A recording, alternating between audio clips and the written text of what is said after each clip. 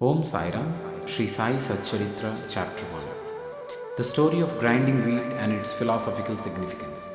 According to the ancient and revered custom, Hemad Pant begins the work Shri Sai Satcharitra with various salutations. First, he makes obeisance to God Ganesh to remove all obstacles and make the work a success, and says that Shri Sai is God Ganesh himself. Then to Goddess Saraswati to inspire him to write the work, and says that Sri Sai is one with this goddess and that he is himself singing his own life. Then to the gods Brahma, Vishnu, and Shankar, the creating, preserving, and destroying deities respectively, and says that Sainath is one with them and he, the great teacher, will carry us across the river of worldly existence. Then to his tutelary deity Narayan Adinath, who manifested himself in Konkan, the land reclaimed by Parashurama, Ram in the Hindi version, from the sea, and to the Adi Purush of the family. Then to Bharadwaj Muni, into whose Gotra clan he was born, and also to various rishis Yajnavalkya, Bhrugu, Parashar, Narad, Vedavyas, Sanak, Sanadan, Sanat Kumar, Shuka, Shaunak, Vishwamitra, Vashishta, Valmiki, Vamadev, Jaimini, Vaishampayan, Nava Yogindra, etc., and also modern saints such as Nivrutti, Dhyanadev, Sopan, Muktabai, Janardhan, Eknath, Namdev, Tukaram, Kanha, and Narahari, etc. Then to his grandfather Sadashiv, father Raghunath, his mother who left him in his infancy to his paternal aunt who brought him up, and to his loving elder brother. Then to the readers, and praise to them to give their whole and undivided attention to his work. And lastly to his Guru Sri Sainath, an incarnation of Sri Dattatreya, who is the sole refuge and who will make him realize that Brahma is the reality and world an illusion, and incidentally to all beings in whom the Lord God dwells.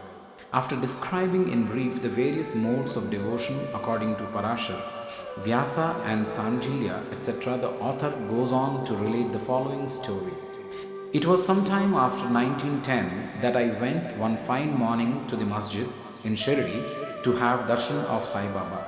I was wonderstruck to see the following phenomenon.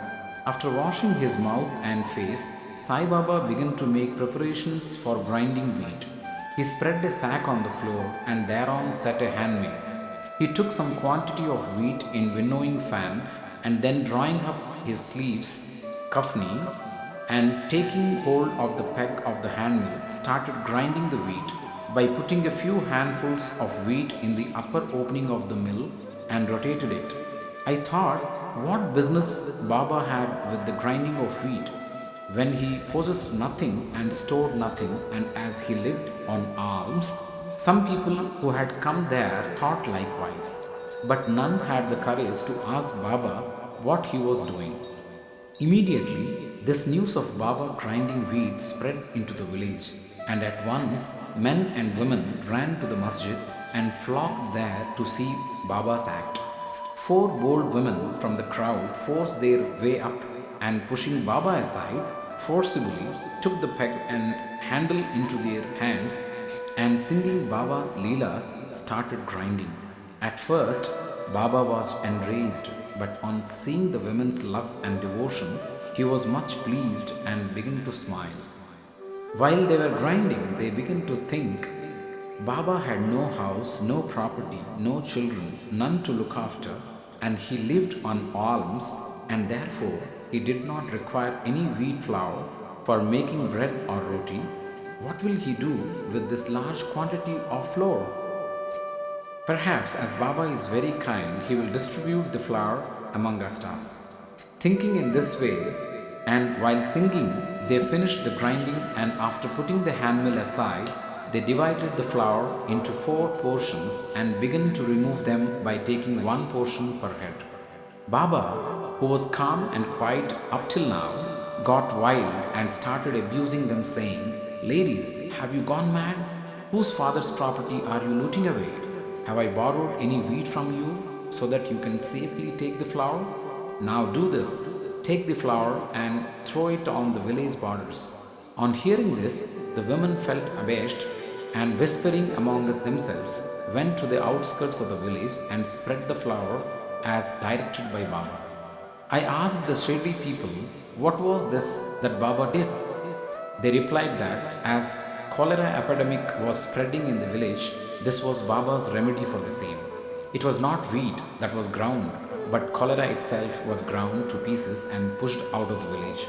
From this time onwards, the cholera epidemic subsided and the people of the village were very happy. I was much pleased to know all this, but at the same time, my curiosity was also aroused. I began to ask myself what earthly connection was there between wheat flour and cholera?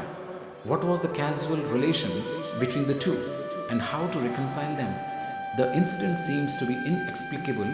I should write something on this and sing to my heart's content Baba's sweet Leelas. Thinking in this way about this Leela, my heart was filled with joy and I was thus inspired to write Baba's life, the Sai Satcharita. And as we know, with Baba's grace and blessings, this work was successfully accomplished. Philosophical significance of grinding. Apart from the meaning which the people of Shirdi put on this incident of grinding wheat, there is, we think, a philosophical significance too. Baba lived in Shirdi for about 60 years, and during this long period, he did the business of grinding almost every day. Not, however, wheat alone, but the sins, the mental and physical afflictions, and the miseries of his innumerable devotees. The two stones of his mill consisted of karma and bhakti, the former being the lower one and the later the upper one. The handle with which Baba worked the mill consisted of dhyan. It was the firm conviction of Baba that knowledge or self-realization is not possible unless there is the prior act of grinding of all our impulses, desires, sins, and of three gunas such as sattva, rajas, and tamas, and the ahamkar, which is so subtle and therefore so difficult to get rid of. This reminds us of a similar story of Kabir, who, seeing a woman grinding corn, said to his guru, "Nipat Niranjan, I am weeping because I feel the agony of being crushed under this wheel of worldly existence, like the corn in the handmill." Nipat Niranjan replied, "Do not be afraid, hold fast to the handle of knowledge of this mill as I do, and do not wander far away from the same, but turn inward to the center, and you are sure to be saved." Bow to Shri Sai, peace to all. Om Sai Ram.